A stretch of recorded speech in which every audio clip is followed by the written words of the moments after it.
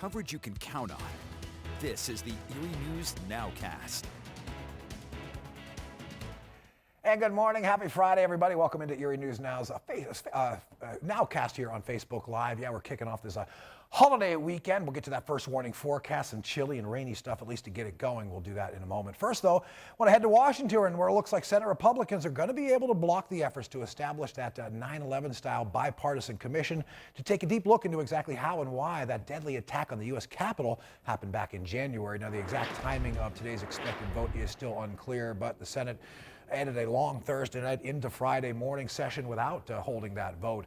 And still unclear how long Republicans will be dragging out the fight over the previous bill, the one that will get them to that January 6th commission measure. That's the Innovation and Competition Act. Once it's voted on, that's when they can move on to the January 6th bill. Now, for that January 6th commission bill to move forward, at least 60 senators would have to vote yes. That would mean 10 Republicans would have to do that. Senate Republican leader Mitch McConnell says he doesn't think that commission would uncover any new evidence.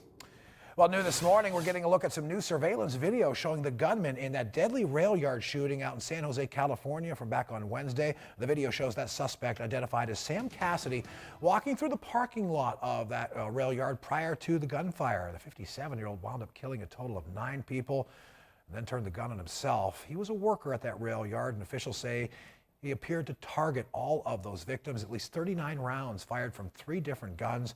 A federal official says U.S. Customs officers had previously detained Cassidy after he took a trip to the Philippines back in 2016. At that time, they noted he professed a hatred for his workplace, and they said he was carrying around books about terrorism. Meantime, the San Jose, California community gathered to hold a vigil last night. This was all about remembering those 9 gunfire victims. They were all co-workers of the suspect.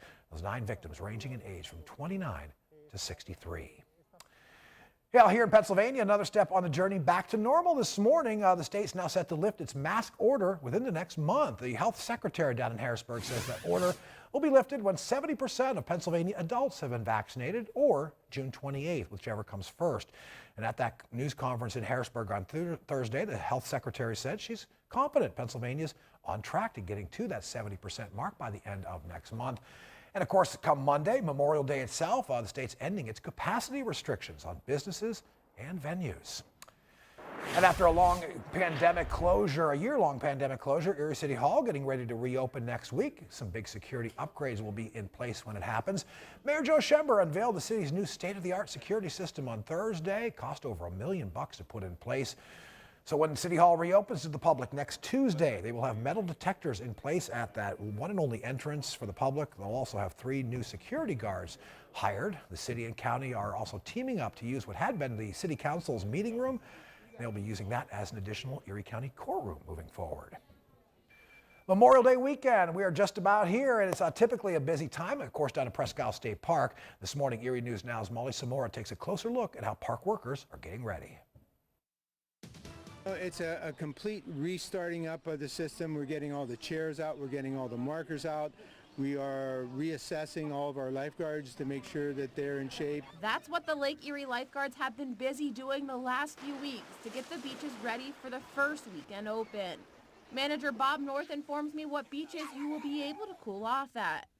Beaches 3, 6, 8, 10 and 11 open. Guards at all those beaches, and as the water warms up and we get more of our new guards on, we'll be opening up further beaches later on in the summer. North tells me his biggest advice for people before they head out to the beaches is to remember sunscreen and to always be on alert. People haven't been out, like, don't overdo it. Make sure that you are protecting your body from the sun.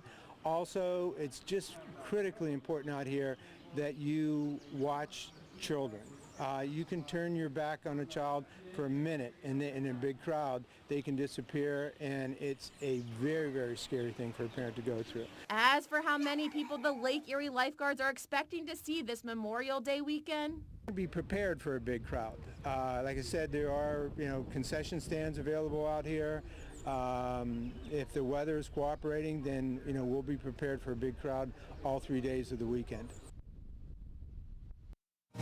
I'm Molly Samora reporting there. In the meantime, I want to get you a reminder about our hour-long special as we celebrate Presque Isle 100 years as being designated a state park.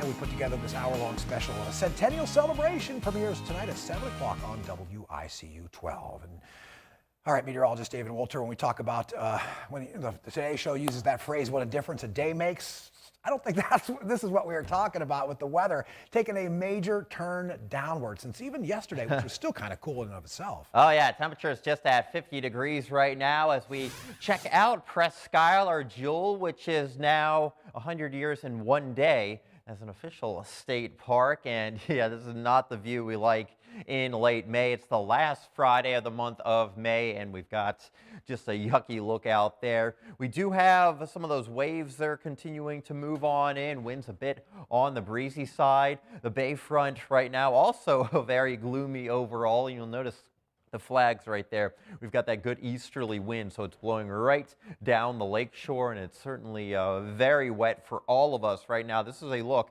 at Doppler Max. Everybody getting at least a little bit of rain. You can see those darker areas indicating some spots of heavier rain over there towards Wattsburg into the Union City area.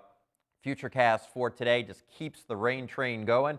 We're at 12 o'clock into the afternoon, and by the early evening, that's when more of those showers try to kick out, but a little break here, but more showers coming as we proceed through the overnight hours. So long story short, it is going to be very wet over the next 24 hours. Then as we get into your Saturday, notice not as many showers, still a lot of clouds around, still probably want that indoor option. The grass may be wet, still going to be pretty cool out there. It's almost going to seem like it's fall compared to a late May, and we will notice still a couple of those showers out there, especially for inland locations. The forecast is definitely looking a little bit better as we get into Sunday. Notice as we start off the day, an isolated mountain shower. That's really it. This system is going to be fairly stubborn overall right now. Look at these temperatures.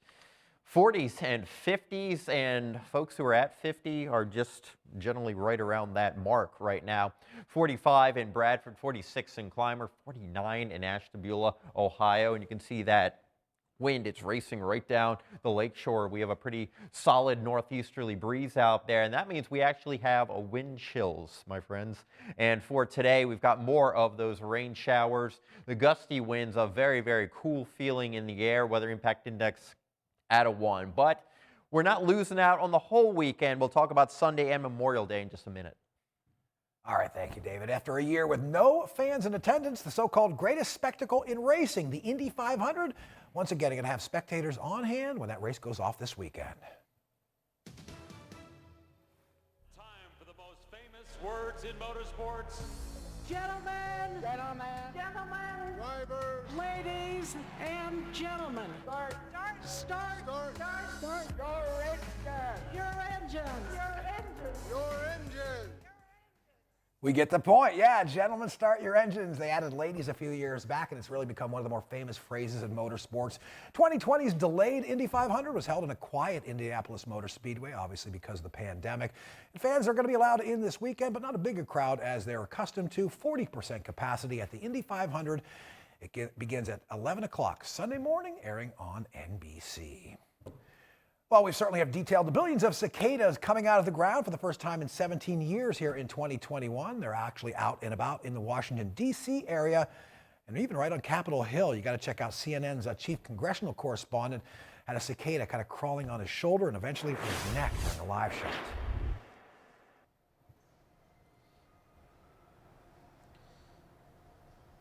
Wait for it. Oh! Get rid of that, Oh my baby. God. Yeah. Cicada. Couple bleeps along the way. That big insect that kind of crawls right up the back of his jacket and then onto his neck before this guy flicks the insect out of his hair. Yeah, a couple of profane words potentially in there as well. Some members of the media were sympathetic, but some folks on Twitter kind of turned this one into a political joke. I don't know. I gotta empathize with the guy. I certainly wouldn't want that happening to me on live TV, and I would probably be dropping some cuss words as well. I don't know how. Yeah, that's a tough situation to take on. And, you know, there could be worse things in Washington, D.C. Very true. And I'm not even talking about the cicadas. No. There's have my to go there, political sir. joke for today. All right, your feel-like temperatures. You don't like when I'm talking about wind chills this time of year, but Unfortunately, we've got that going.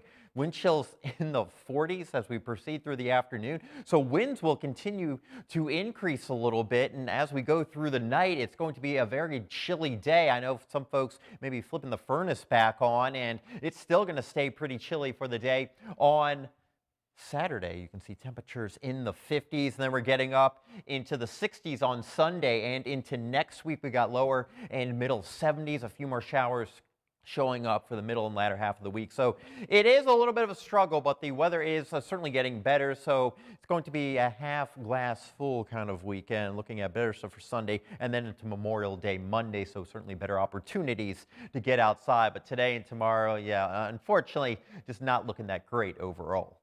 The weekend makes us appreciate the second half of the weekend. We appreciate it, David, and thank you for jumping on Facebook Live. We'll be back Monday morning for another edition of the NOWCAST, and we'll hit the air at 5 a.m. Monday morning for Erie News Now Sunrise. We'll see you then.